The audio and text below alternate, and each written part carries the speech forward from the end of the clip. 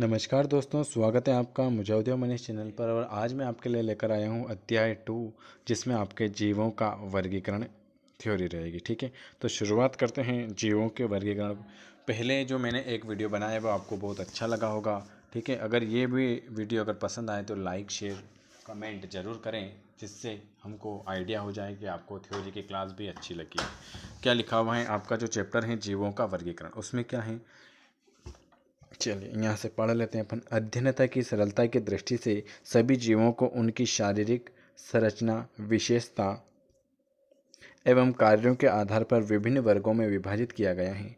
जीव जगत के समन्वित एवं समुचित अध्ययन के लिए यह आवश्यक है कि समान गुणधर्म वाले जीवों को एक समान वर्ग में तथा असमान गुणधर्म वाले जीवों को भिन्न भिन्न वर्गों में रखा जाए। जीवों के, चलिए यहाँ से भी क्वेश्चन बनेंगे, अब देखते हैं। जीवों के वर्गीकरण की यह वैज्ञानिक पद्धति किसने दी थी? वर्गीकी अथवा वर्गीकरण विज्ञान कहलाता है। ठीक है, जीवों का अध्ययन क्या है? जीवों के वर्गीकरण की यह वैज्ञानिक पद्धति क्या कहलाती है? वर्गीकी, टेक्सोनोमी। ठीक है, ये भी आया था क्वेश्चन। अथवा वर्गीकरण विज्ञान कहलाता है। जीवों के वर्गीकरण को संपूर्ण प्रक्रिया आकृतिक विज्ञान, शारीरिक पारिस्थिति और आनुवंशिक पर आधारित है। जीवों के वर्गीकृत को कितने चरण में बांटा गया है? एक क्वेश्चन ये पूछा हुआ था आपके सामने कि जीवों के वर्गीकरण को कितने वर्गों में बांटा गया है, तो 4 चरण होते हैं। जीवों के वर्गीकरण के 4 चरण होते हैं। कौन कौन से वो देख लेते हैं। जीवों के वर्गीकरण के चरण, पहला होता है आपका पहचान, फिर होता है वर्ग का विभाजन, फिर होता है उसका नामकरण और फिर होता है वर्गीय अनुक्रम। ये होते हैं जीवों के वर्गीकरण के 4 चरण। ठीक है, अगला पहचान में क्या क्या आता है, वर्ग विभाजन में क्या आता है, नामकरण में क्या आता है और वर्गीय अनुक्रम में क्या आता है। तो पहला है पहचान।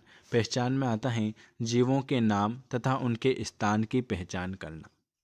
दूसरा क्या आएगा, वर्ग का जो विभाजन होगा, जीवों को विभिन्न वर्गों में विभाजित करना। नामकरण, जीवों को सर्वमान्य वैज्ञानिक नाम देना। और वर्गीय पदानुक्रम, यह वर्गीकरण की व्यवस्था तथा क्रम को बनाता है। ये 4 चरण आते हैं। पहला तो उनको नाम, जीवों के नाम और उनकी पहचान, उसमें फिर अलग अलग वर्ग के हिसाब से उनको विभाजन करना, फिर उनका अलग अलग विभाजन से उनका नामकरण करना और फिर उनका पदानुक्रम करना। ये 4 प्रकार के होते हैं। चलिए, आधुनिक जीव विज्ञान जीवों की पहचान, उनके वर्गीकरण तथा नामकरण को ही हम क्या कहते हैं? वर्गीकी का आधार मानते हैं। वर्गीकरण के उद्देश्य क्या होते हैं? जीवों के पहले से निर्धारित लक्षणों के आधार पर पहचान करना तथा उनका बंटवारा करना। समरूपता तथा संबंधों के आधार पर प्रजातियों को उचित वर्गों में आरोही क्रम में रखना। जीवों में विकास और परिवर्तन को क्या करना? दिखाना। ये सब एनसीईआरटी के ही क्वेश्चन है। वर्गीकरण का इतिहास देख लेते हैं।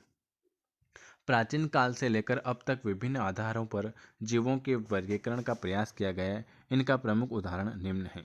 किस किस ने करा था? इनके वर्गीकरण का इतिहास बता देते हैं। ग्रीस के विद्वान हिप्पोकेट्स ने 460 से 377 ईस्वी पूर्व एवं डिमोक्रिट्स ने 465 से 730 ईस्वी पूर्व में जंतुओं के वर्गीकरण का प्रयास किया था। ठीक है, अरस्तु भाई साहब आ गए थे उसके बाद।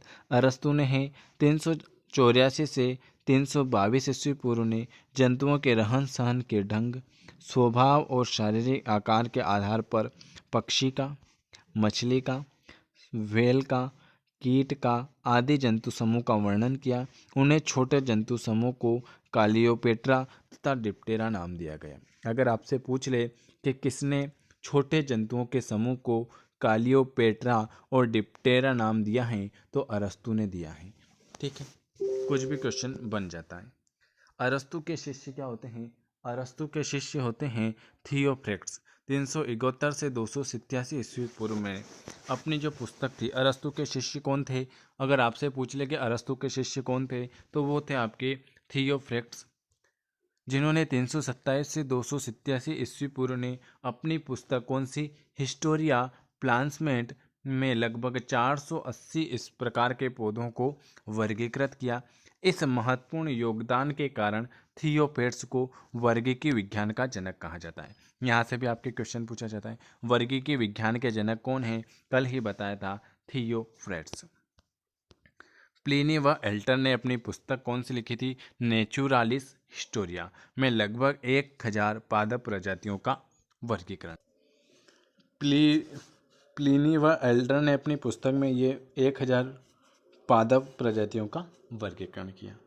जान रे ने कब 1627 से 1705 ईस्वी प्रथम ऐसे प्राकृतिक वैज्ञानिक थे जिन्होंने क्या किया था? जाति शब्द का प्रयोग किया तथा जाति और वंश में अंतर स्पष्ट किया। देखो ये क्वेश्चन पूछा था ना कि जान रे प्रथम ऐसे व्यक्ति प्राकृतिक वैज्ञानिक थे जिन्होंने क्या किया था? जाति शब्द का प्रयोग किया था, जाति और वंश में अंतर स्पष्ट किया था। उनकी पुस्तक कौन सी थी? Historia plantain. यह पुस्तक थियोफ्रेट्स की पुस्तक से अलग थी। में 18,000 से अधिक जंतुओं एवं पादपों का वितरण दिया गया है। जान रे ने एक ऐसी तालिका भी तैयार की थी जिसकी सहायता से विभिन्न लक्षणों के आधार पर जंतुओं का वर्गीकरण किया जा सकता है ना। अब स्वीडन साहब आ जाते हैं। स्वीडन साहब है स्वीडन के वनस्पति शास्त्री एवं जीव वैज्ञानिक केरोलस लिनियस। केरोलस लिनियस कहाँ के थे? तो केरोलस लिनियस थे आपके स्वीडन के। ये क्वेश्चन मैंने कल ही पूछा था कि स्वीडन कौन थे? केरोलस लिनियस कहाँ के थे? स्वीडन के थे। और कौन थे ये? वनस्पति शास्त्री और जीव वैज्ञानिक। इनकी पुस्तक का नाम क्या था? सिस्टेमा नेचुरी। केरोलस लिनियस की पुस्तक का क्या नाम था? तो ये बताया था मैंने आपको, सिस्टेमा नेचुरी में किसका अध्ययन है? जीवों के नाम तथा आधुनिक वर्गीकरण प्रणाली की व्यवस्था थी। इसलिए केरोलस लिनियस को वर्गीकरण का जनक कहते हैं। क्या कहते हैं? केरोलस लिनियस को वर्गीकरण का जनक कहते हैं, फादर ऑफ टैक्सोनॉमी।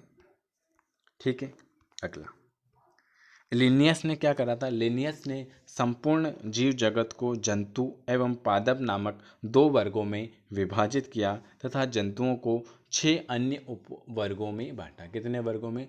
6 अन्य उपवर्गों में बांटा। कौन कौन से हैं? संपूर्ण जीव जगत, एक पादप और एक जंतु। पादप में और जंतु में, पादप में आएंगे स्तनधारी, पक्षी, उभयचर और मत्स्य। जंतु में आएंगे कीट और कीड़े। ये इन्होंने 6 वर्गों में आपको वर्गीकृत किया।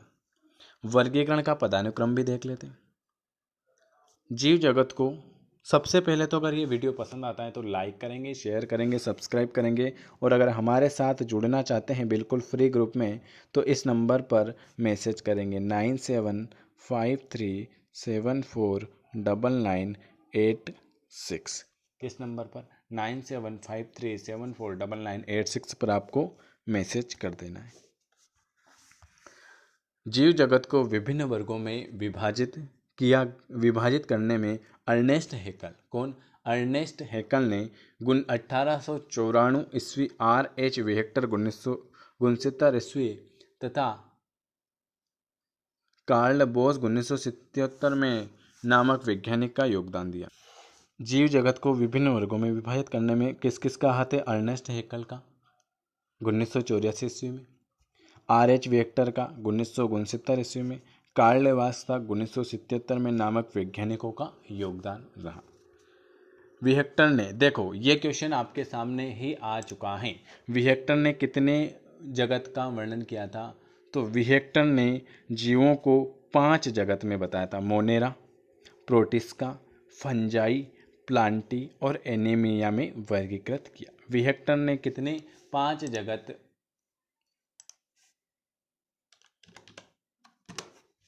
5 जगत वर्गीकरण किसने दिया था? तो विहेक्टर ने दिया था।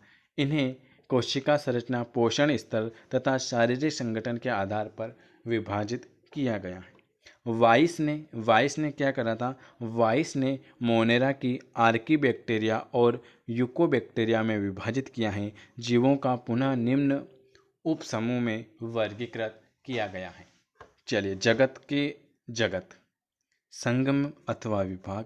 पादप में आएंगे वर्ग, गण, कुल, वंश और जाति। ठीक है, जगत में कौन कौन आएगा? संघ और विभाग। और पादप में आएंगे वर्ग, फिर गण आएंगे, फिर कुल आएंगे, फिर वंश आएंगे और फिर जाति आएगी। ये सब आपको बताया है।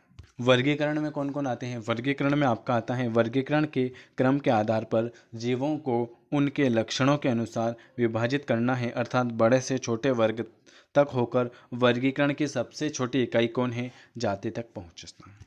चलिए अब हम संघ पर आ जाते हैं।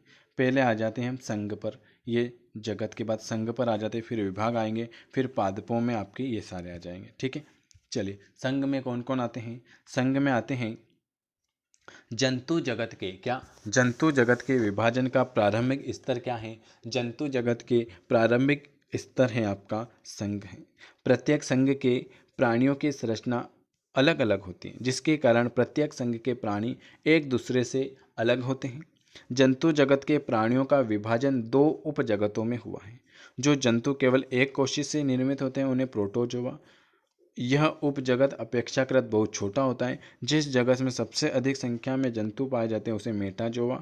इस वर्ग में बहुकोषीय जीव होते हैं। दो जगत में किया गया, आप सभी को पता है। ठीक है, पहले में आएगा अगर छोटा है तो प्रोटोजोआ और अगर बड़ा है तो मेटाजोआ, ये भी आपको बता रखा है। वर्ग, जंतुओं के उस समूह को वर्ग कहते हैं जिनका विभाजन स्थान, गण और संघ के मध्य होता है। ठीक है, चलिए अब किस किस के में आ जाते हैं? गण में आ जाते हैं आप। ये सारी आपकी एनसीईआरटी की ही किताब के क्वेश्चन है। ठीक है, गण में कौन कौन आते हैं? गण एक समान संरचना तथा समान गुण वाले विभिन्न कुल के जंतुओं को जिस वर्ग में रखते हैं उसे हम क्या कहते हैं? उसे हम कहते हैं गण कहते हैं। एक से अधिक कुल मिलकर गण बनते हैं। एक से अधिक कुल मिलकर क्या बनेंगे? आपका गण बनते हैं। कुछ जीव वैज्ञानिक कुल और गण को एक दूसरे का पर्यायवाची शब्द मानते हैं, क्योंकि जंतुओं में ऐसा विभेद करने के लिए उनके विशेष अंतर नहीं मिलते हैं, परंतु पादप जगत में ऐसा अंतर स्पष्ट रूप से देखा जाता है। कुल में क्या होता है? कुछ ऐसे वंश हैं जिनके प्राणियों में समानता देखी जाती है। ऐसे विभिन्न वंश वाले जंतुओं को एक कुल के अंतर्गत रखा जाता है। वंश में क्या आएगा? कुछ जातियां ऐसी हैं जिनकी आकारिक में बहुत सामान्यता हैं, पर बाह्य आकार में विभिन्न देखी जाती हैं। कुछ जातियां ऐसी हैं जिसमें आकारिक में बहुत साम्यता है, पर बाह्य आकार में विभिन्नता देखी जाती हैं। इस प्रकार की कई प्रजातियां हो सकती हैं जिन्हें बाह्य रूप में अंतर होने पर भी आकारिक में समानता हो। ऐसी विभिन्न प्रजातियां एक वंश से दूसरे वंश में परिवर्तित हो जाती हैं। पहले ऐसा होना सामान्य बात थी, परंतु अब इसमें क्या होती है? स्थिरता आ गई है। जाति में क्या होगा? जंतुओं का वर्गीकरण विभिन्न प्रकार के जंतुओं को पृथक करके प्रारंभ करते हैं। हम देखते हैं कि गाय समस्त संसार में प्राय एक सी होती है, परंतु वह घोड़े या भैंस से क्या होती हैं? अलग होती हैं। अतः हम गाय को एक जाति में तथा घोड़े और भैंस को अलग अलग दूसरी जातियों में रखते हैं। कुछ जातियों की उपजातियां भी होती हैं। ठीक है, अब होगा जीवों का वैज्ञानिक नामांकन। चलो ये भी देख लेते हैं जीवों का वैज्ञानिक नामांकन में क्या क्या होता है। जीवों के नामकरण की, देखो ये क्वेश्चन मोस्ट इम्पोर्टेंट है। जीवों के नामकरण की द्विनाम पद्धति स्वीडन के जीव वैज्ञानिक कैरोलस लिनियस ने प्रस्तुत की थी। ये क्वेश्चन कितनी बार आ चुका है आपके सामने?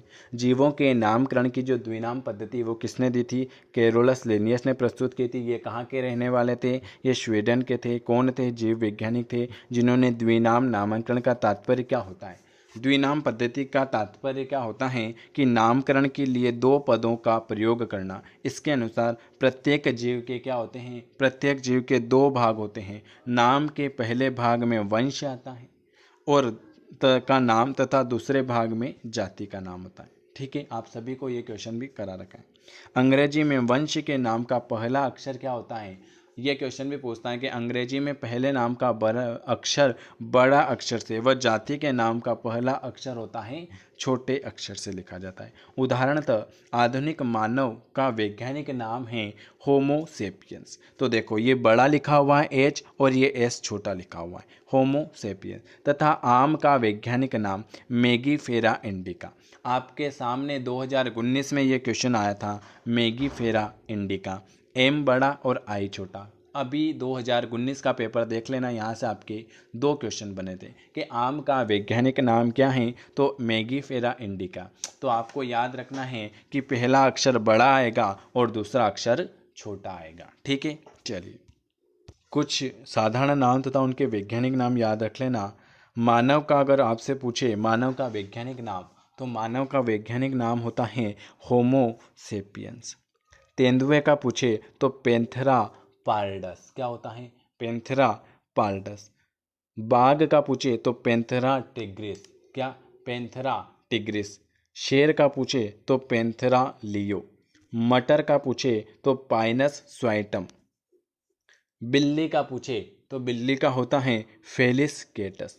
मेंढक का पूछे तो मेंढक का होता है राना टिग्रा, मैंने आपको बताया था। धान का पूछे तो ओराइना स्टाइवा। क्या होता है? ओराइना स्टाइवा किसका होता है? ओराइना स्टाइवा धान का होता है। सरसों का पूछे तो सरसों का आपको बताया है ब्रेसिका कैम्पेस्ट्रिस। चना का पूछे तो चना का होता है सीसर एरी एंटिम। क्या होता है? सीसर एनी एंटिम। गेहूं का पूछे, गेहूं का तो पूछ रखा है आपका, गेहूं का पूछा है टिट्रिकम एसिटम। गाय जो खास है वही है। गाय का पूछता है बांस इंडिकस और आम का पूछता है मेगीफेरा इंडिका। तो आपको 2007 से 2021 तक कौन कौन से पूछ लिए थे? मेगीफेरा इंडिका का पूछ लिया था, गेहूं का पूछ लिया था, और राना टिग्रा भी पूछा था, और आपसे एक और ये भी पूछा था, कौन सा? मानव का भी पूछा था, और एक और ये पूछा था आम का। 5 यहाँ से पूछ लिए थे। तो ये मैंने आज आपको ये सारे क्वेश्चन करवा दिए। अब कल करेंगे हम वर्गीकरण की विभिन्न पद्धतियाँ। अगर आपको वीडियो पसंद आता है तो आपको लाइक, शेयर, सब्सक्राइब करना है और कमेंट करके ज़रूर बताना है कि आपको वीडियो कैसा लगा। आप इस नंबर पर मैसेज करके ऐड हो सकते हैं 9753749986 पर। वीडियो देखने के लिए आप सभी का धन्यवाद। नमस्कार दोस्तों, स्वागत है आपका मुजावरिया मनीष चैनल पर। और ये आपका बायोलॉजी की क्लास नंबर तीसरी है। 2 क्लास मैंने करवा दी थी, आज की क्लास है आपकी तीसरी। दूसरी क्लास में मैंने आपके ये वैज्ञानिक नाम बताए थे, तो एक बार और बता देता हूँ। यहाँ से आपके बहुत सारे क्वेश्चन आते हैं, है ना। तो अगर आपको वीडियो पसंद आता है तो लाइक, शेयर और कमेंट जरूर करें, और जो नए हैं चैनल को जरूर सब्सक्राइब करें। चलो, मानव का वैज्ञानिक नाम आप सभी को याद है, ये एग्जाम में पूछा जाता है, होमो सेपियंस। ठीक है। तेंदुए का पैंथेरा पार्डस। बाघ का बताया था पैंथेरा टिग्रिस। इसमें जो खास खास है वो बता देता हूँ वापस से। एक पूछता है गेहूं का टेट्रिकम एसिटम, और एक पूछता है आम का मेगीफेरा इंडिका, और एक पूछता है आपका मानव का। ये 3 तो पूछता ही पूछता है। चलिए अब हम स्टार्ट करते हैं आज वाले क्वेश्चन या आज वाला चैप्टर। वर्गीकरण की विभिन्न पद्धतियाँ। वर्गीकरण की विभिन्न पद्धतियाँ। 2 जगत वर्गीकरण। देखो, पहला ही क्वेश्चन आपके सामने, मोस्ट इम्पोर्टेंट क्वेश्चन। 2 जगत वर्गीकरण किसने दिया था? कैरोलस लिनियस द्वारा दिया था। 2 द्विजगत वर्गीकरण का प्रतिपादन किसने करा था? ये 2021 में भी क्वेश्चन आया था, 19 में भी आया था, और मैं आपको डेली पढ़ा रहा हूँ कि 2 जगत वर्गीकरण किसने दिया था? कैरोलस लिनियस ने दिया था। इन्होंने जीवों को जंतु व पादप 2 वर्गों में बांटा है। अगर आपसे पूछ ले कि जंतु व पादप को 2 वर्गों में किसने बांटा, तो ये बांटा था कैरोलस लिनियस ने। कहीं से भी कुछ भी क्वेश्चन आ जाए, इसलिए मैं आपको एनसीईआरटी की थ्योरी भी पढ़ा रहा हूँ। तो एक क्वेश्चन तो आपको ये आएगा ही आएगा कि 2 जगत वर्गीकरण कैरोलस लिनियस द्वारा दिया गया। इन्होंने जीवों को जंतु व पादप 2 वर्गों में बांटा था। हाँ, अगर आपसे पूछ ले 3 जगत वर्गीकरण किसने दिया था, तो 3 जगत वर्गीकरण दिया था हेकेल ने दिया था, जिन्हें जंतु व पादप के साथ प्रोटिस्का में भी रखा गया। 3 जगत वर्णन हेकेल, 2 जगत कैरोलस लिनियस। कौन सा भी जगत पूछ सकते हैं। 4 जगत का वर्गीकरण कोपलैंड ने दिया था, जिसे मोनेरा में जोड़ा गया। ठीक है। और ये क्वेश्चन तो आपको बार बार पूछा जाता है कि 5 जगत वर्गीकरण तो विहेक्टर ने दिया था, जिसे कवक को भी शामिल किया गया। तो आपको इन 5 जगत के बारे में अगर आपसे पूछ ले कि 2 जगत किसने दिया था, तो ये क्वेश्चन भी पूछता है कैरोलस लिनियस ने। 3 जगत किसने दिया था? हेकेल ने। 4 जगत का वर्गीकरण कोपलैंड ने, और 5 जगत आपसे मैं कल ही पूछता हूँ, रोज पूछता हूँ, विहेक्टर ने दिया था, जिन्हें कवक को भी शामिल किया गया। विहेक्टर ने 5 जगत वर्गीकरण में जीवों को निम्नलिखित रूप में विभाजित किया गया। आर विहेक्टर ने कौन कौन से जगत ये आपको पूछा था? मोनेरा जगत, प्रोटिस्का जगत, कवक, पादप और जंतु। ठीक है, ये 5 जगत आपके वर्गीकरण बताया था आपसे मैंने कल ही। आज 2018 का जो पेपर करवाया था उसमें पूछा था कि मोनेरा को कौन से जगत में रखा गया है, तो आप बताना है मोनेरा को पहले में, प्रोटिस्टा पूछे तो दूसरे में, कवक पूछे तो तीसरे में, पादप पूछे तो चौथे में, और जंतु पूछे तो पांचवें जगत में। आर्यभट्ट ने जीवों का वर्गीकरण इस तरह से किया था। अब बता देते हैं इसके बारे में भी। 1982 ईस्वी में, क्या 1982 ईस्वी में मार्ग्यूलिस एवं स्वाटर्स ने 5 जगत वर्गीकरण की समीक्षा दी। अगर आपसे पूछ ले कि 5 जगत वर्गीकरण की समीक्षा किसने दी, तो आप बताना किसने दी। ये दी आपके मार्ग्यूलिस और स्वाल्डन ने 5 जगत वर्गीकरण की समीक्षा दी। कब दी थी? 1982 में।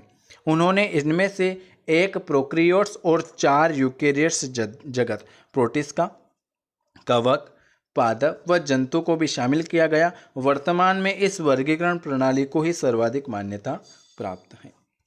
ठीक है, चलिए अगला क्वेश्चन। यहाँ से बहुत क्वेश्चन आते हैं आपके, ध्यान रखना, इसलिए मैं आपको सारी थ्योरी पढ़ा रहा हूँ कि आपके कहीं से भी कुछ भी क्वेश्चन नहीं बचना चाहिए।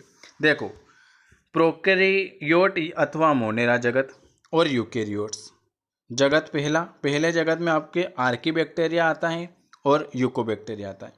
फिर आपके यूकेरियोट्स दूसरे जगत में एक कोशी आता है, बहुकोशिका आ जाता है। प्रोटिस्टा जगत 2 में आता है, संघ प्रोटोजोआ, कोशिका भित्ति सहित कोशिका भित्ति, प्रकाश संश्लेषण नहीं करते हैं, कोशिका भित्ति प्रकाश संश्लेषण नहीं करते, प्रकाश संश्लेषण करने वाले स्वपोषक। यहाँ से एनिमेलिया कौन से जगत में? 5वें जगत में, पादप आएगा आपके 4थे जगत में, और कवक आएगा आपके 3रे जगत में। ठीक है, आपसे पूछा हुआ ये क्वेश्चन कि प्रोटिस्टा को कौन से जगत में शामिल किया गया, तो प्रोटिस्टा को आप बताना दूसरे जगत में शामिल किया गया। और क्या पूछता है, पहले जगत में किसको? मोनेरो को पहले जगत में शामिल किया गया। ठीक है, दूसरे जगत में प्रोटिस्टा को, तीसरे जगत में किसको? 5वें जगत में एनिमेलिया को किया गया। तीसरे जगत में किसको किया गया? आप सभी को याद है, तीसरे जगत में आपका किया गया कवक को, और चौथे में आपका किया गया पादप को। अब मोनेरा जगत देख लेते हैं। मोनेरा जगत के अंतर्गत क्या क्या आता है ये भी देख लेते हैं। बहुत ही अच्छे क्वेश्चन है। अगर आपको वीडियो थोड़ा सा भी पसंद आता है तो आपको लाइक करना है, शेयर करना है, सब्सक्राइब करना है, और अगर हमारे साथ जुड़ना चाहते हैं तो ये नंबर हैं, इस नंबर पर मैसेज करके जुड़ जाना 9753749986 पर। मोनेरा जगत के अंतर्गत क्या क्या आता है? मोनेरा जगत के अंतर्गत एक कोशी प्रोकैरियोटिक जीव शामिल किए जाते हैं जिनकी कोशिकाओं में केंद्रक नहीं पाया जाता है। अर्थात क्या होता है? अर्थात इनमें डीएनए कोशिका द्रव्य से केंद्रक कला द्वारा पृथक न होकर एक अनिश्चित आकार के केंद्रक के रूप में पाया जाता है। इसके विपरीत अन्य जगत के जीवों में डीएनए केंद्र के भीतर पाया जाता है। ठीक है, डीएनए के बारे में भी क्वेश्चन पूछा था कि मोनेरा जगत के अंतर्गत एक कोशी प्रोकैरियोटिक जीव शामिल किए जाते हैं जिनकी कोशिका में केंद्रक नहीं पाया जाता है ना, इनकी कोशिका में केंद्रक नहीं पाया, अर्थात इनमें डीएनए कोशिका द्रव्य से केंद्रक कला द्वारा पृथक न होकर एक अनिश्चित आकार के केंद्र भाव के रूप में पृथक किया जाता है। इस विपरीत अन्य जगत के जीवों में डीएनए केंद्रक के भीतर पाया जाता है। मोनेरा जगत को कितने वर्गों में विभाजित किया गया है? 2 वर्गों में विभाजित किया गया है, आर्कीबैक्टीरिया और यूबोबैक्टीरिया। आर्कीबैक्टीरिया अथवा आर्किया, और यूबैक्टीरिया मतलब बैक्टीरिया। यूबैक्टीरिया को वास्तविक जीवाणु कहा जाता है। क्या यूबैक्टीरिया को कौन सा जीवाणु कहा जाता है? यूबैक्टीरिया को वास्तविक जीवाणु कहा जाता है। अधिकतम जीवाणु क्या होते हैं? अधिकतम जीवाणु मोनेरा जगत के अंतर्गत वर्गीकृत किए जाते हैं, जबकि साइनोबैक्टीरिया नीले हरित शैवाल को पादप जगत के अंतर्गत सम्मिलित किया जाता है क्योंकि ये प्रकाश संश्लेषण करते हैं। ठीक है, चलिए अगला देख लेते हैं। यहाँ पे वैज्ञानिक एंटोनी वान ल्यूवेनहाक ने, क्या वैज्ञानिक एंटोनी वान ल्यूवेनहाक ने 1676 ईस्वी में जीवाणु की खोज की थी। जीवाणु विज्ञान के जनक कौन हैं? ये क्वेश्चन भी आपके कितनी बार एग्जामिनर पूछ चुका है। देखो, सही से बताऊं तो एनसीईआरटी जो मैं आपको बता रहा हूँ ना, इन्हीं से सारे क्वेश्चन आएंगे। ठीक है, वैज्ञानिक एंटी वान ल्यूवेनहाक ने 1676 में किसकी खोज की थी? जीवाणु की। जीवाणु की खोज किसने की थी? एंटोनी ल्यूवेनहाक ने 1676 में। इसलिए जीवाणु का जनक कौन है? ल्यूवेनहाक। मोनेरा जगत के विशिष्ट लक्षण, ये जीव विभाजन अथवा विखंडन तथा बीजाणु द्वारा जनन करते हैं। इसके अंतर्गत स्वपोषी तथा, हाँ पापा, मोनेरा जगत के विशिष्ट लक्षण। ये जीव विभाजन अथवा विखंडन तथा बीजाणु द्वारा जनन करते हैं। इसके अंतर्गत स्वपोषी तथा परपोषी दोनों प्रकार के जीव पाए जाते हैं। नीले हरित शैवाल स्वपोषी होते हैं, जबकि अधिकांशतः जीवाणु परपोषी होते हैं।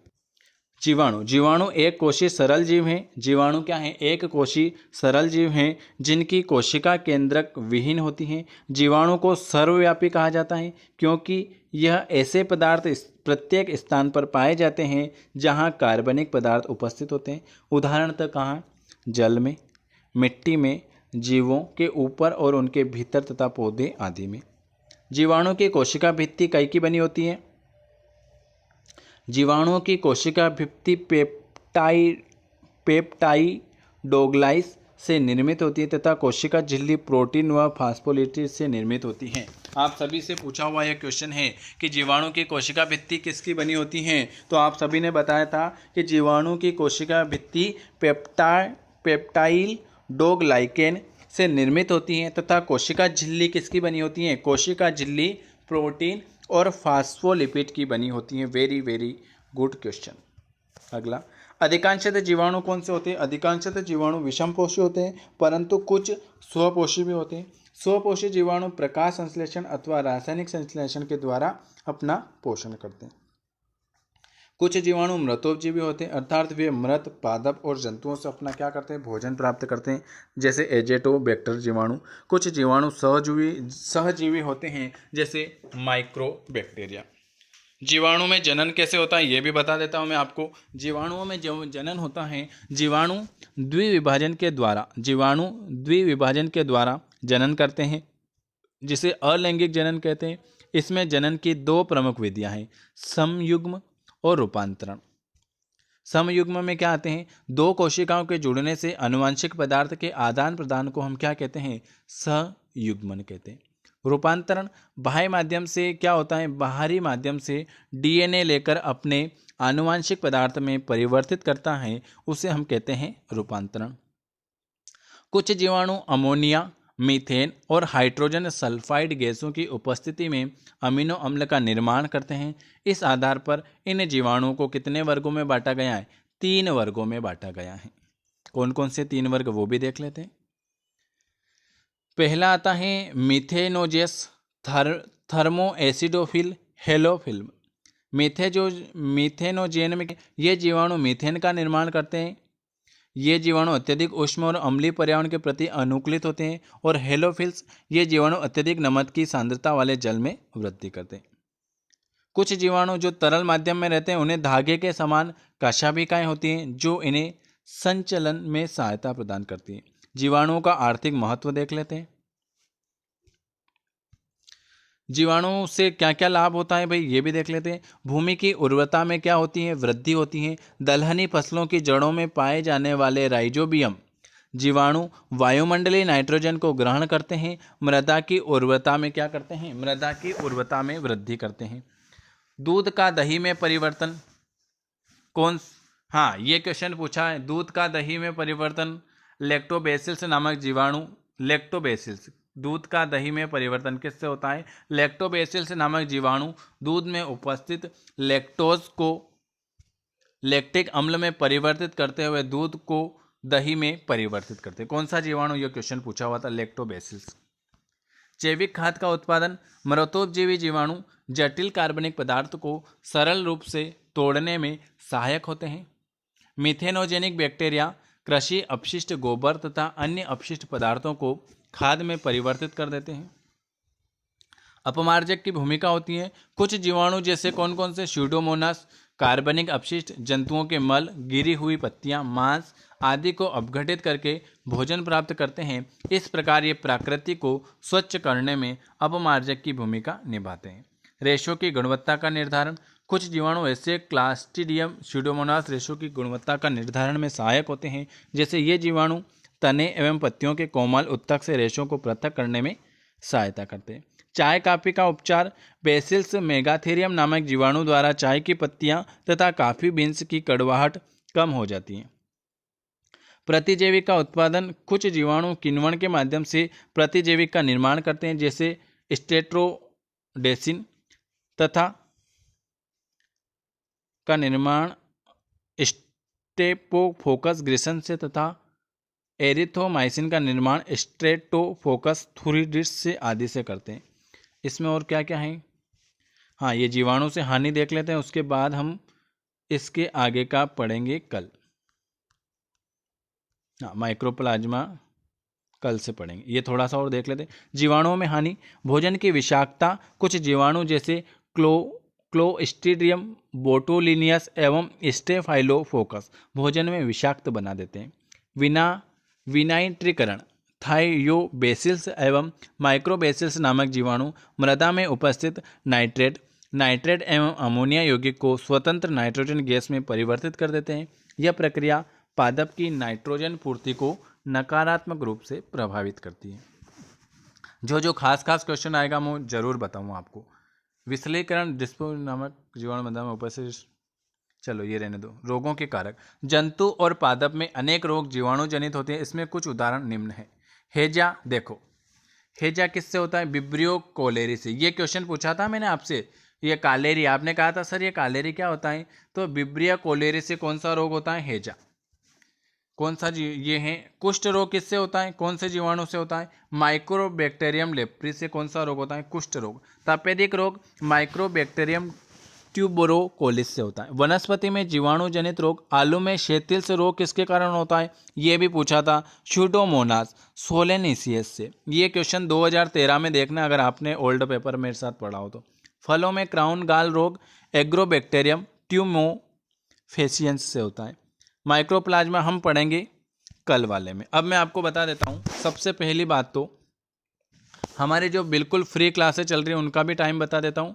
एक तो आपकी चलती है सुबह 6 बजे बायोलॉजी की थ्योरी होती है, सुबह 9 बजे आपकी जूलॉजी के एमसीक्यू चल रहे हैं, दिन में 12 बजे फिजिक्स केमिस्ट्री की थ्योरी चल रही है, दिन में 3 बजे पीएनएसटी का ओल्ड पेपर चल रहा है, फिर आपकी 5 बजे कौन सी चल रही है? 5 बजे फिजिक्स केमिस्ट्री के क्वेश्चन चल रहे हैं, और रात 7 बजे इंग्लिश की क्लास चलती है, और रात को 9 बजे आपकी साइंस की क्लास चलती है। मतलब अगर 40 दिन बचे हैं आपके पीएनएसटी की तैयारी में, अगर आप 1 2 3 4 5 6 7 क्लासें डेली लगाते हो तो आपकी बहुत अच्छी तैयारी हो जाएगी। ये क्लासें बिल्कुल फ्री हैं और इसमें आपको पीडीएफ भी बिल्कुल जो भी है सब कुछ फ्री मिलेगा। अगर हमारे साथ आपको जुड़ना है तो आप इस नंबर पर हमसे मैसेज कर सकते हो 9753749986 पर। बिल्कुल फ्री क्लास है, फ्री पीडीएफ है। इस नंबर पर बिल्कुल फ्री ग्रुप में आप ऐड हो सकते हो। इसके अलावा आपको बता देता हूँ कि एक 200 रुपये का एक हमने जो किया है, अगर आपको लेना है तो जिसमें आपके 200 रुपये रहेंगे। 200 रुपये में आपको एनसीईआरटी की 11वीं 12वीं की फिजिक्स केमिस्ट्री और बायोलॉजी की बुक मिलेगी थ्योरी वाली। 2007 से लेकर 2019 तक के पीएनएसटी के ओल्ड पेपर भी मिलेंगे आपको। उसमें आपको 1500 क्वेश्चन भी मिलेंगे सारे सब्जेक्ट के पीएनएसटी के। उसके बाद उसमें आपको 500 क्वेश्चन एक मिलेंगे, 1100 क्वेश्चन एक मिलेंगे। ठीक है, तो अगर ये 200 रुपये बहुत कम फीस है, अगर किसी को लेना है तो वो ले सकते हैं। इसके अलावा अगर किसी ने 1500 क्वेश्चन ले रखे हैं 100 रुपये में, तो उनको मात्र 100 रुपये का ही पेमेंट करना है।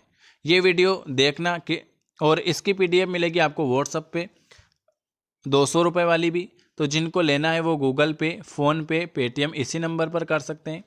ये नंबर लिख रहा हूँ, इस नंबर पर कर सकते हैं 9753749986। और हमारे फ्री ग्रुप में ऐड होना है तो भी यही व्हाट्सअप नंबर है, इसी पे मैसेज कर देना। वीडियो अगर पसंद आता है तो लाइक करना, कमेंट करना और सब्सक्राइब जरूर करें और बेल आइकॉन जरूर प्रेस करें। वीडियो देखने के लिए आप सभी प्यारे भाइयों बहनों का बहुत बहुत धन्यवाद। मिलते हैं 9 बजे सुबह। नमस्कार दोस्तों, स्वागत है आपका मुजाहिद मनीष चैनल पर। और ये आपकी क्लास नंबर 4th है। 3 क्लास मैंने आपको थ्योरी की करा चुका हूँ, ये आपकी क्लास नंबर 4th है। अगर आपने पहले वाली 3 क्लास नहीं देखी है तो आप इस चैनल पर जाना, इस चैनल के बाद वीडियो पर क्लिक करना और वहाँ पर प्ले लिस्ट पर क्लिक करना, तो आपको इसकी सारी क्लास मिल जाएगी। ये हम बायोलॉजी चैप्टर वाइज कर रहे हैं, तो ये आपकी 4th नंबर की क्लास है।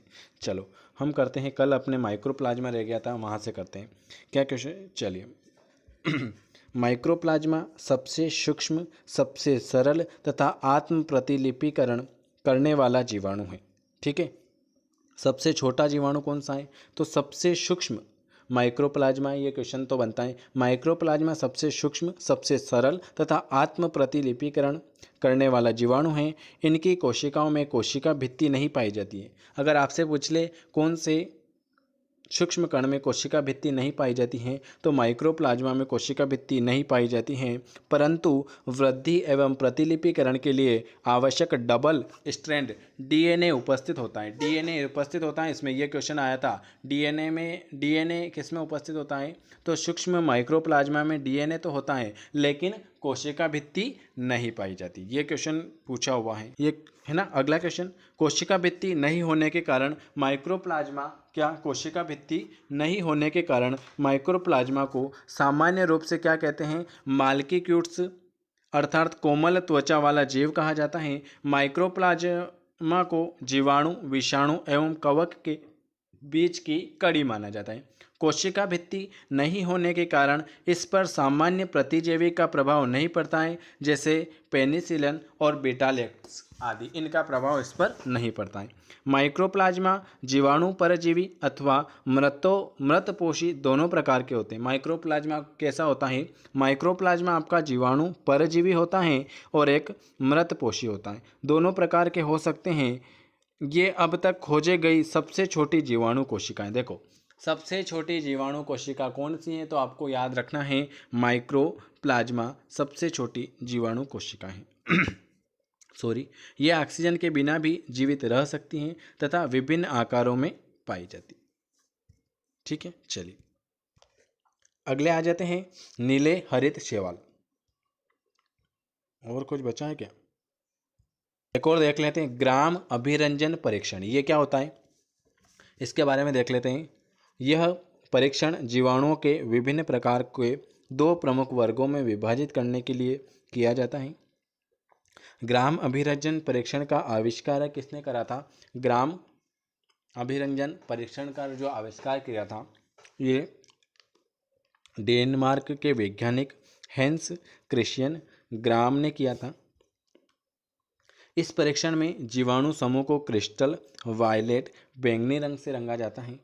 कोशिका भित्ति के भौतिक एवं रासायनिक गुणों के आधार पर कुछ जीवाणु समूह बैंगनी रंग धारण कर लेते हैं और कुछ रंगहीन बने रहते हैं।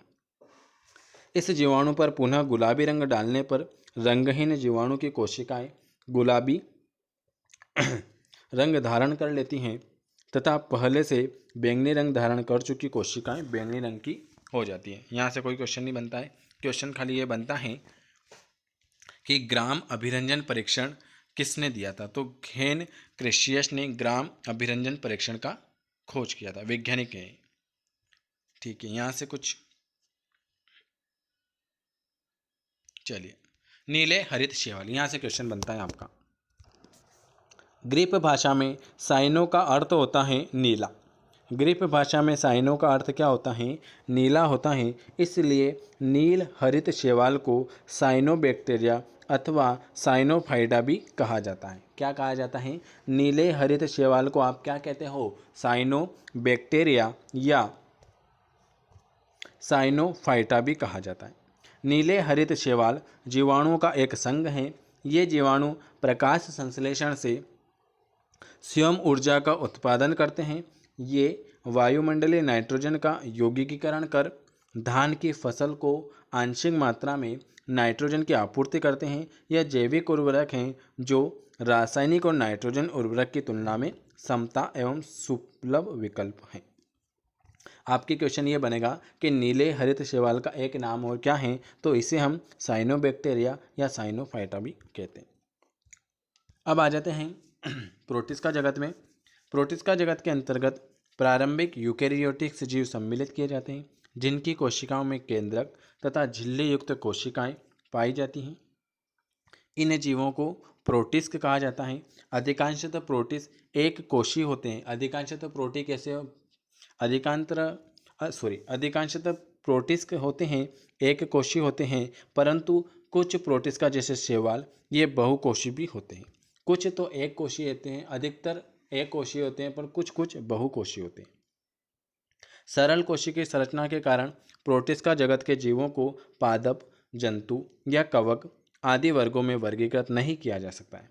अधिकांशतः प्रोटीन जल में पाए जाते हैं तथा कुछ प्रोटिस्ट आर्द्र भूमि एवं जंतु व पादपों के शरीर में भी पाए जाते हैं।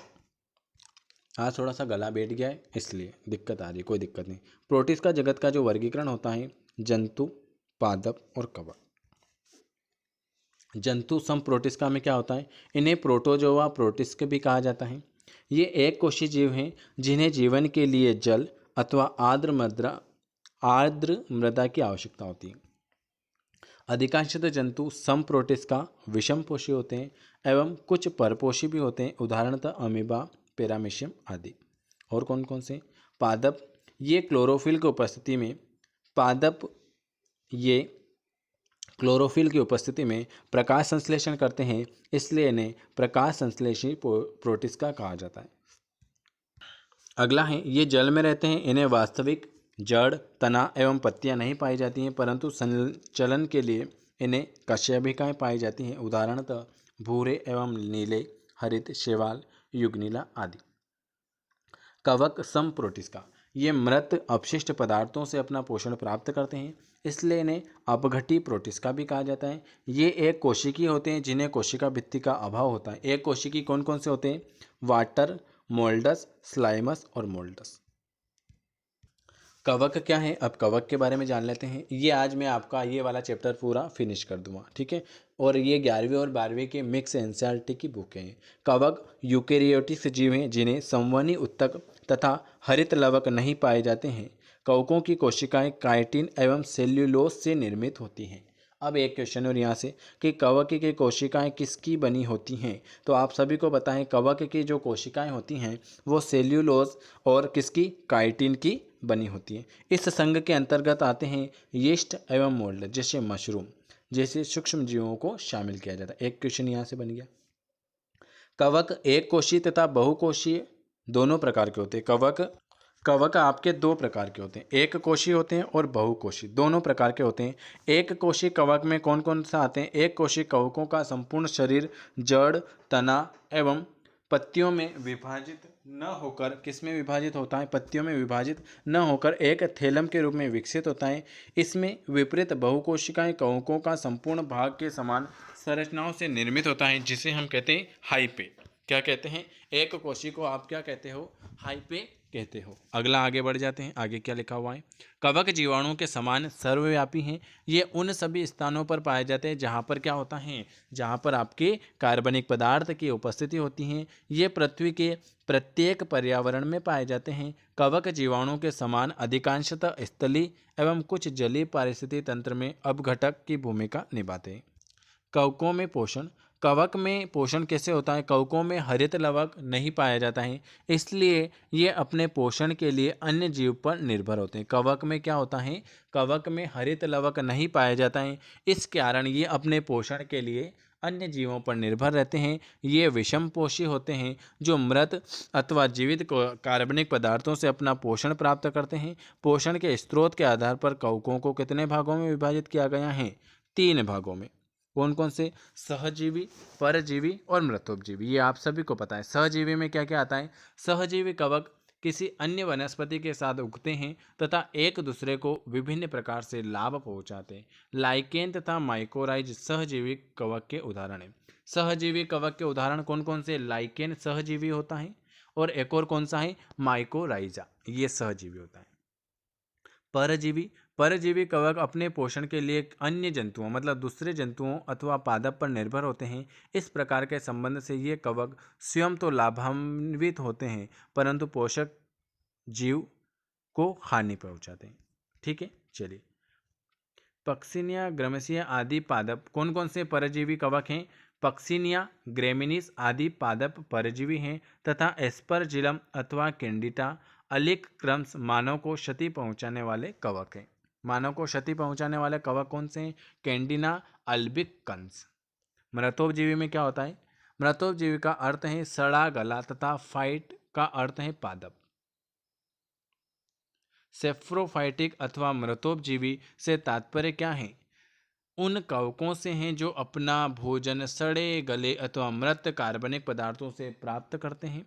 कुछ विशिष्ट मृतोपजीवी कवकों को मृदा क्षेत्र में उन स्थानों पर देखा जा सकता है जहाँ पे वे कार्बनिक पदार्थों का विघटन करते हैं। ये कवक विभिन्न भूजैव रासायनिक चक्रों में शामिल होते हैं। म्यूकर, राइजोप्स, मास्लो आदि मृतोपजीवी कवक के उदाहरण हैं। कौन कौन से? म्यूकर, राइजोपस और मार्सेला, ये कई के उदाहरण हैं? मृतोपजीवी के उदाहरण हैं। से आपका एक क्वेश्चन बनता है कि जो एंजाइम का निर्माण होता है वो किसके लिए होता है? तो एंजाइम का निर्माण एस्परजिलस ओराइजे नामक कवक से, एमाइलेज यीस्ट से, इन्वेंट तथा पेनिसिलिन से पेक्टिन नामक एंजाइम का निर्माण किया जाता है। ठीक है, पेक्टिन नामक एंजाइम का निर्माण किससे होता है? तो पेक्टिन नामक एंजाइम का निर्माण एस्परजिलस ओराइजे नामक कवक से, एमाइलेज यीस्ट से, इन्वर्टज तथा पेनिसिलिन से पेक्टिनेज नामक एंजाइम का निर्माण होता है। विटामिन का संश्लेषण स्टेटोमाइसिन ग्रिसिका से विटामिन B12। देखो यहाँ से एक क्वेश्चन है, क्या है कि स्टेटोमाइसिन ग्रेसिकस से विटामिन क्या? B12, यीस्ट से विटामिन D तथा अस्बेलिया गिसिपी से विटामिन B2 राइबोक्लोविक का संश्लेषण किया जाता है। विटामिन B2 का रासायनिक नाम क्या है? तो राइबोक्लोविक। Very good. यहाँ से एक क्वेश्चन, प्रतिजैविक का निर्माण पेनिसिलिन, स्ट्रेप्टोमाइसिन, नियोमाइसिन तथा टेरामाइसिन आदि प्रतिजैविक विभिन्न कवक से तैयार किए जाते हैं। लाइकेन क्या है? यह दो पूर्ण भिन्न वनस्पतियों से निर्मित एक द्वैध पादप है। लाइकेन एकल जीव नहीं है बल्कि वे संयुक्त जीव हैं। यह कवक तथा शैवाल के परस्पर सहजीवी संबंध का परिणाम है। लाइकेन का मुख्य भाग कवकों से निर्मित होता है। आप सभी को पता है कि लाइकेन का जो मुख्य भाग होता है वो किसका होता है? कवकों से निर्मित होता है, जो शैवाल के ऊपर एक तंतुवत आवरण का निर्माण करते हैं। इस सहजीवी में कवक शैवालों को जल, खनिज, लवण, विटामिन आदि मृदा से प्राप्त करने में मदद करते हैं, जबकि शैवाल प्रकाश संश्लेषण के द्वारा कार्बोहाइड्रेट का निर्माण करके कवकों को पोषण प्रदान करते हैं। कवक एवं शैवाल के मध्य यह सहजीवी संबंध हेलोटिज्म कहलाता है तथा लाइकेन के अध्ययन की वैज्ञानिक शाखा क्या कहलाती है? यहाँ से एक क्वेश्चन बनता है कि ये बताओ, लाइकेन के अध्ययन की जो वैज्ञानिक शाखा उसे आप क्या कहते हो? लाइकेनोलॉजी कहलाती है। ये आज आपके यहाँ तक ही था। इसके बाद इसके आगे के अपन लाइकेन का महत्व पढ़ेंगे। ये चैप्टर बहुत बड़ा है, इसमें 50 से 100 क्वेश्चन हैं, तो वो भी करेंगे। मतलब ये 2 से 3 दिन में ये वाला पूरा एक चैप्टर है जीव जगत वाला, ये पूरा आपका फिनिश हो जाएगा। ठीक है, तो वीडियो अगर आपको पसंद आता है तो लाइक कर सकते हैं, शेयर कर सकते हैं, सब्सक्राइब कर सकते हैं। और अगर हमारे साथ बिल्कुल फ्री क्लास में जुड़ना चाहते हैं तो दिए हुए नंबर पर मैसेज कर सकते हैं 9753749986 पर। वीडियो अच्छा लगे तो कमेंट जरूर करें, लाइक ज़रूर करें, और फ्री ग्रुप में ऐड होना है तो इस नंबर पर मैसेज कर सकते हैं। इसके अलावा PNST के लिए एक 200 रुपये का एक पैकेज निकाला है, जिसमें आपके 11वीं और 12वीं की फिजिक्स, केमिस्ट्री और बॉटनी की थ्योरी की PDF आएगी। 2007 से 2019 तक जितने भी PNST में पेपर हुए हैं वो आएंगे विद आंसर। 1500 क्वेश्चन आएंगे। उसके अलावा जो भी हमारे पास PDF होगी वो सारी आपको अवेलेबल कराई जाएगी। आपके पास 200 रुपये में 40 दिन तक इतना मटेरियल दे देंगे कि आप भी याद करोगे। तो अगर किसी को लेना है तो ले लेना। इसके अलावा किसी ने अगर 1500 क्वेश्चन के 100 रुपये दे रखे हैं तो उनको मात्र 100 रुपये का ही पेमेंट करना रहेगा। तो ये पेमेंट आप गूगल पे, फ़ोनपे, पेटीएम किसी से भी करके स्क्रीनशॉट भेज देना। उसके बाद आपको इसकी PDF फाइल मिल जाएगी। इसके अलावा जो हमारे फ्री ग्रुप में ऐड होना चाहता है और कोई भी समस्या है तो आप इस नंबर पर मैसेज ज़रूर करें। वीडियो देखने के लिए आपका धन्यवाद। आपकी जो क्लास होती हैं वो बता देता हूँ। सुबह 6 बजे इसकी थ्योरी की क्लास आ रही है डेली। सुबह 9 बजे आपकी डेली क्लास होती हैं। फिर आपकी 12 बजे डेली क्लास होती हैं। फिर आपकी 3 बजे डेली क्लास होती है। उसके बाद आपकी 5 बजे डेली क्लास होती है। 7 बजे डेली क्लास होती है। रात की 9 बजे डेली क्लास होती है। 1 2 3 4 5 6 7 क्लास होती हैं और आपके पास बचे हैं 38 दिन और बाकी। ठीक है, तो अगर वीडियो पसंद आए तो लाइक, शेयर और सब्सक्राइब जरूर कर सकते हैं। वीडियो देखने के लिए आप सभी का बहुत बहुत धन्यवाद। मिलते हैं सुबह 9 बजे। तो कल हमने पढ़ा था लाइकेज के बारे में, आज हम पढ़ेंगे लाइकेन का आर्थिक महत्व। तो अगर आप सभी का स्वागत है मुजावदिया मनीष चैनल पर। तो आज आपकी थ्योरी की क्लास नंबर 5वीं है। ठीक है, चलिए लाइकेज का आर्थिक महत्व। जहाँ जहाँ खास होगा वो बता दूंगा मैं आपको। प्रदूषण सूचक। चलिए पादप जगत के बारे में पढ़ते हैं। पादप जगत के अंतर्गत पृथ्वी के जैवमंडल में उपस्थित सभी प्रकार के पादप सम्मिलित किए जाते हैं। कौन कौन से पादप होते हैं देख लेते हैं वो भी। बहुकोषीय एवं यूकेरियोटिक से होते हैं। एक अर्थात इनकी कोशिका संरचना विकल्पी होती है, जिसे कोशिका कला के चारों ओर कोशिका भित्ति का आवरण होता है। पादप में पर्णहरित नामक हरा वर्णक पाया जाता है, जो प्रकाश संश्लेषण की क्रिया में महत्वपूर्ण भूमिका निभाता है। इस प्रकार पादप जगत के सदस्य स्वपोषी एवं उत्पादक होते हैं। पादप जगत के सदस्य कौन से होते हैं? स्वपोषी होते हैं, और ये बहुकोषीय और यूकेरियोट्स में होते हैं पादप जगत, ये आपको पता है। पादप शरीर संवहनी तंत्र तथा बीज निर्माण के आधार पर पादप जगत को विभिन्न उपभागों में विभाजित किया गया। पादप जगत को कौन कौन से अभी देख लेते हैं। एक तो है आपके थैलोफाइडा, एक है आपका ब्रायोफाइडा, एक है आपका टेक्रियोफाइडा। फिर उसके टेक्रियोफाइडा के है जिम्नोस्पर्म, टेक्रियोफाइडा के हैं टेरिटोफाइडा, जिम्नोस्पर्म, एंजियोस्पर्म। फिर एंजियोस्पर्म के हैं एक बीजी और दो बीजी। थैलोफाइडा के बारे में पढ़ेंगे हम। पादप जगत होते हैं थैलोफाइडा, ब्रायोफाइडा और टेक्रियोफाइडा। थैलोफाइडा के बारे में पढ़ते हैं। इस वर्ग के पादपों का शरीर अलग अलग शारीरिक संरचनाओं जैसे जड़, तना एवं पत्तियों में क्या होता है? विभाजित नहीं होता है, बल्कि एक थैलस के रूप में होता है। इसे भ्रूणी अवस्था, संवहन एवं यात्रिक ऊतकों का अभाव होता है। ये मुख्यतः जलीय पादप होते हैं। थैलोफाइडा कौन से होते हैं? ये जलीय पादप होते हैं। इन्हें सहायक बीजाणुओं के द्वारा अलैंगिक जनन भी होता है, जैसे शैवाल। शैवाल के बारे में, शैवाल पादप जगत के सबसे स्वपोषी और जलीय जीव होते हैं। इसमें प्रकाश संश्लेषण की क्षमता होती है तथा ये भोज्य पदार्थों को मंड के रूप में संचित करते हैं। अधिकांशतः शैवाल एक कोशिकी होते हैं, परंतु कुछ शैवाल बहुकोशिकी भी होते हैं। देखो, अधिकांशतः शैवाल कौन से होते हैं? एक कोशिकी, और कुछ शैवाल आपके बहुकोशिकी भी होते हैं। शैवाल अधिकांशतः नमी युक्त स्थान जैसे कीचड़ में, ताजे जल में और औसत गर्म जल स्रोत, तालाब, झील, नदियां तथा समूह के खारे जल समूह के लिए भी पाए जाते हैं। शैवालों का अध्ययन, मोस्ट इंपॉर्टेंट क्वेश्चन, यहाँ से आपका एक क्वेश्चन बनता है। शैवालों का अध्ययन क्या कहला जाता है? शैवालों का अध्ययन फाइकोलॉजी किया जाता है, फाइकोलॉजी कहा जाता है। बर्फ पर उगने वाले शैवाल को क्या कहते हैं? जो बर्फ पर उगते हैं उन्हें हम कहते हैं क्रिप्टोफाइट्स कहते हैं। चट्टानों पर उगने वाले को लिप्टोसाइट कहते हैं। यहाँ से दो क्वेश्चन।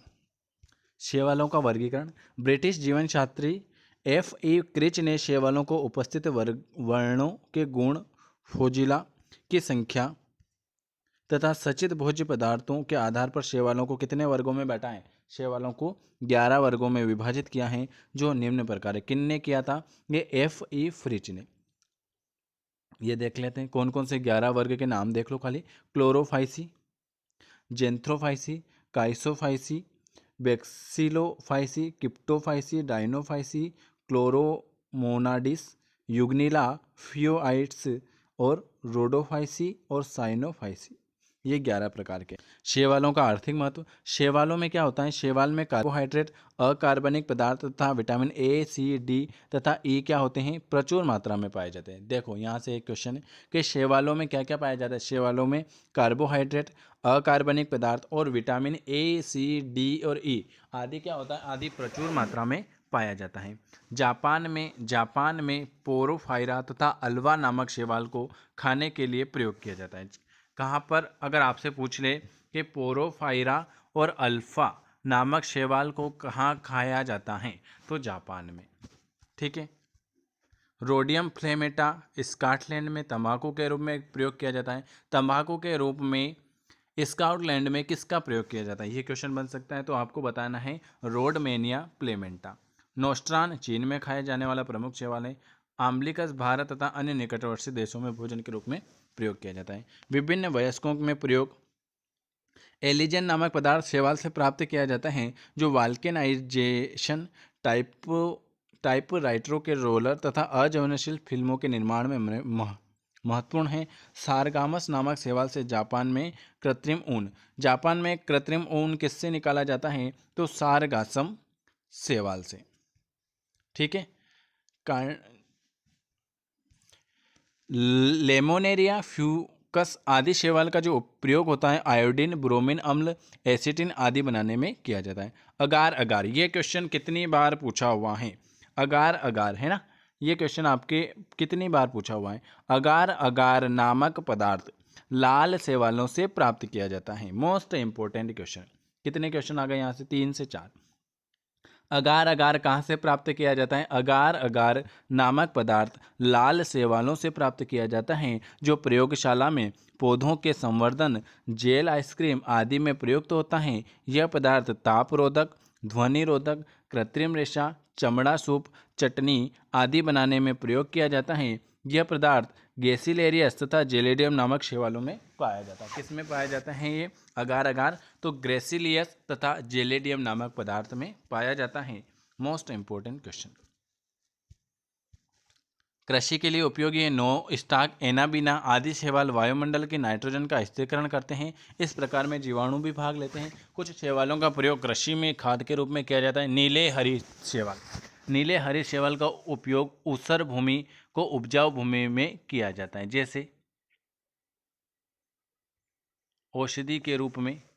क्लोरोफिल नामक प्रतिजैविक, क्लोरोफिल नामक प्रतिजैविक क्लोरेला नामक शैवाल से तैयार किया जाता है। क्लोरोफिल नामक जो प्रतिजैविक है किससे प्राप्त होता है? क्लोरेला नामक शैवाल से तैयार किया जाता है। यह एक क्रिस्टली होता है जो ग्राम पॉजिटिव तथा नेगेटिव दोनों प्रकार के जीवाणु से रक्षा करता है। कारा तथा नाइट्रेला शैवाल मलेरिया उन्मूलन में सहायक है। मोस्ट इंपोर्टेंट, मलेरिया उन्मूलन में कौन सहायक है? तो कारा और नाइटेला शैवालों से हानि। कुछ शैवाल एल्गस ब्लूम या शैवाल प्रसोप्ट के माध्यम से जलीय प्रदूषण बढ़ाते हैं, जिससे जल में जो उपस्थित मछलियों का जीवन संकटग्रस्त हो जाता है। यहाँ से एक क्वेश्चन है, सेफेल्यूरास नामक शैवाल के कारण चाय के पौधों पर लाल कीट रोग उत्पन्न होता है। मोस्ट इम्पोर्टेंट क्वेश्चन है कि लाल कीट रोग किसके कारण होता है? तो ये क्वेश्चन पूछा हुआ था। लाल कीट रोग किससे उत्पन्न होता है? तो सेफुलुरास नामक शैवाल हैं, जिसके कारण चाय के पौधों पर लाल कीट रोग उत्पन्न हो जाता है। शैवाल वर्षा ऋतु में भूमि पर हरे रंग की परत बनाते हैं, जो अत्यधिक फिसलन उत्पन्न करती है। ब्रायोफाइटा के बारे में पढ़ लेते हैं। ब्रायोफाइटा गैर संवहनी एवं बीज रहित पदार्थों का समूह है। यह मुख्यतः नमी युक्त वातावरण में पाए जाने वाले हैं, परंतु इनमें शुष्क स्थानों पर भी जीवित रहने की क्षमता होती है। इसलिए ब्रायोफाइटा को वनस्पति जगत का उभयचर समूह भी कहा जाता है।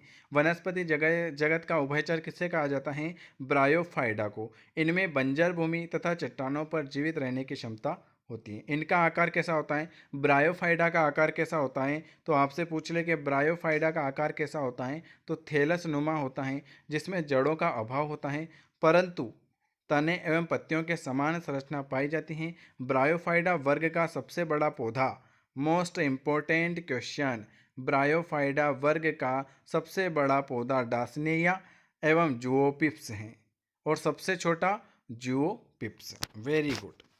ब्रायोफाइटा का वर्गीकरण, ये रहने दो। ब्रायोफाइटा का महत्व, इस वर्ग में पौधों द्वारा अपरदन को रोकने में सहायक होते हैं। जल अवशोषण की विशिष्ट क्षमता के कारण ये बाढ़ पर भी नियंत्रण रखते हैं। कुछ मांस का प्रयोग रोगाणु रोधक के रूप में किया जाता है। टेरिटोफाइटा आ जाएगा, आप मेरे को लग रहा। टेरिटोफाइटा भोजन, जल एवं अन्य पोषक पदार्थों के लिए आवश्यक संवहन तंत्र से युक्त पादप टेकियोफाइटा उपजगत के अंतर्गत रखे जाते हैं। अर्थात इन वर्ग की वनस्पतियों में जाइलम एवं फ्लोएम के रूप में संवहन उत्तक पाए जाते हैं। पादप उत्तक 3 प्रकार के होते हैं, टेरिटोफाइटा, अनावृत बीजी और आवृत बीजी। टेरिटोफाइटा देख लेते हैं। टेरिटोफाइटा बीज रहित संवहनी पादप है, इसलिए इनमें पुष्प एवं बीज का निर्माण नहीं हो पाता। ये पादप बीजाणुओं द्वारा प्रजनन करते हैं। इनमें से मुख्य पौधा बीजाणु भिद्ध होता है, जो प्राय जड़ और पत्तियों में विभाजित होता है। अनावृत बीजी, ये भी पता है आपको, वे बीजी पादप जिसमें बीजों के ऊपर कोई खोल अथवा आवरण नहीं पाया जाता है, अनावृत बीजी कहलाते हैं। इस वर्ग के पादप सामान्यतः ठंडे स्थानों पर उगते हैं। इन पादपों में भ्रूण से मूलाकार एवं प्राकोर के साथ साथ एक अथवा एक से अधिक बीज पत्रों का निर्माण होता है। साइकस क्या है? इस वर्ग का प्रमुख पादप है। कौन से वर्ग का? टेरिटोफाइटा वर्ग का प्रमुख पादप है साइकस, जिसका अंडाणु सबसे बड़ी पादप कोशिका होती हैं। कोरेलाइट जड़ में नॉन स्टाक तथा एनाबिना नामक नीले हरित शैवाल पाए जाते हैं। साइकस के तनों से मंड निकालकर साबूदाना का निर्माण कैसे होता है? साइकस आया, ये क्वेश्चन पूछा था। साइकस के तनों से साइकस के तनों से मंड निकालकर साबूदाने का निर्माण किया जाता है। इसकी पत्तियों से रस्सी तथा झाड़ू भी बनाई जाती है। अंडमान द्वीप की जनजातियां साइकस के बीजों को भोजन के रूप में प्रयोग करते हैं। साइकस को जीवित जीवाश्म भी कहा जाता है। साइकस को क्या कहा जाता है? जीवित जीवाश्म भी कहा जाता है। यहाँ से कितने क्वेश्चन बन गए? साबूदाना का भी क्वेश्चन पूछा था मैंने आपसे। आवृत बीजी, ऐसे पादप जिनके बीज फलों के भीतर स्थित होते हैं आवृत बीजी कहलाते हैं, अर्थात इनके बीज एक बंद आवरण में पाए जाते हैं। आवृत बीज पादपों में पुष्प उगते हैं, इसलिए इन्हें सुपुष्पक अथवा पुष्पी पादप भी कहा जाता है। इन्हें पुष्प ही प्रजनन अंग का कार्य करते हैं। आवृत बीज को दो वर्गों में विभाजित किया गया है, एक बीजपत्री और दो बीजपत्री। एक बीजपत्री में ऐसे पादप जिनके बीजों में मात्र एक बीजपत्र पाया जाता है एक बीजपत्री पादप कहलाते हैं। एक बीजपत्री पादपों की जड़ें प्राय अधिक विकसित नहीं होती हैं तथा इनके संवहन मूल में कैम्बियम अनुपस्थित होता है। इन पादपों के पुष्पी भाग 3 अथवा 3 के गुणांक में होते हैं। इस वर्ग के अंतर्गत इकाई, दहाई, सैकड़ा, हजार, 10,000, 60,000 पादप प्रजातियां सम्मिलित होती हैं, जिन्हें क्या कहते हो? आर्केड सर्वप्रमुख हैं। एक बीजपत्री पादपों के कुल, एक बीजपत्री में क्या आता है? ग्रेमिनी। एक बीजपत्री में आता है गेहूं, मक्का, धान, गन्ना, ज्वार, बाजरा, बांस, जौ, जई और आदि। और है लिलियेसी, लहसुन, प्याज आदि। पाल्मे में आता है नारियल, ताड़, सुपारी, कत्था, खजूर आदि। म्यूजेसी में आता है केला।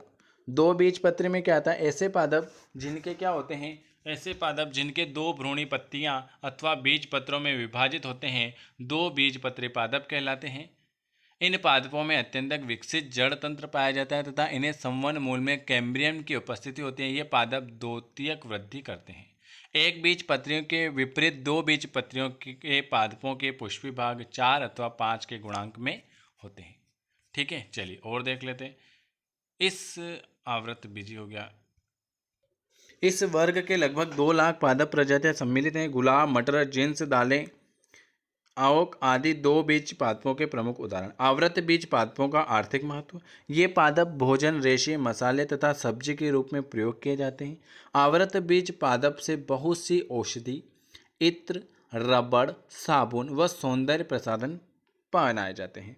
सिकोया जाइटेनिया को जंगल का पिता कहा जाता है। मोस्ट इंपॉर्टेंट क्वेश्चन, सिकोया जाइजेंटिया को जंगल का पिता कहा जाता है। जंतु जगत के बारे में देख लेते हैं थोड़ा सा। जंतु जगत कुछ एक कोशी एवं अधिकांशतः बहुकोशी होते हैं।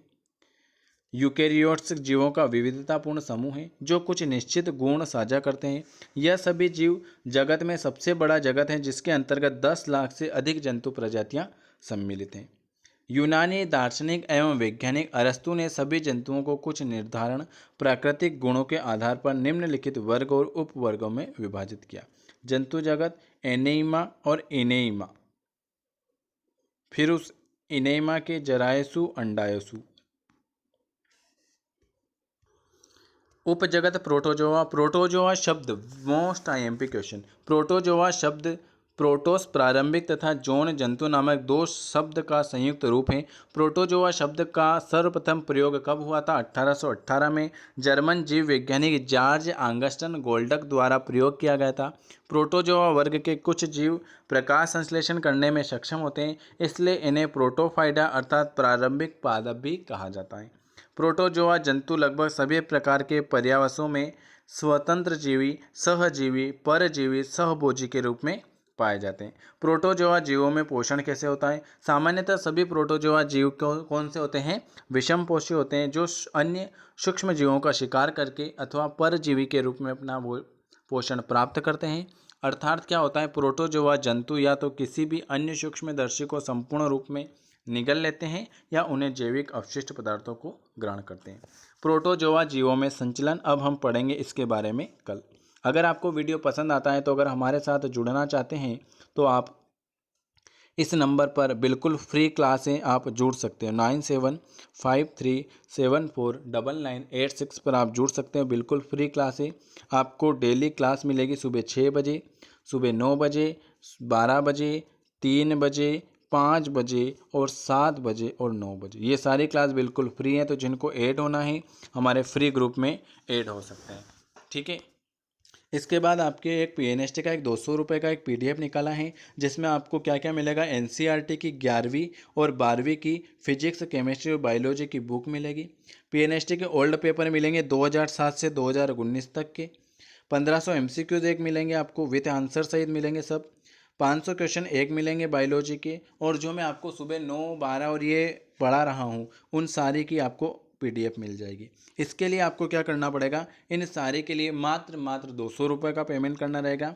आप पेमेंट गूगल पे, फ़ोनपे या पेटीएम से या किसी से भी आप पेमेंट करवा सकते हो। उसका स्क्रीनशॉट भेज देना इस नंबर पर, तो मैं आपको पीडीएफ दे दूंगा 200 रुपये। और जिन्होंने 100 रुपये में पहले ले रखी हैं, उनको मात्र 100 रुपये का ही पेमेंट करना है।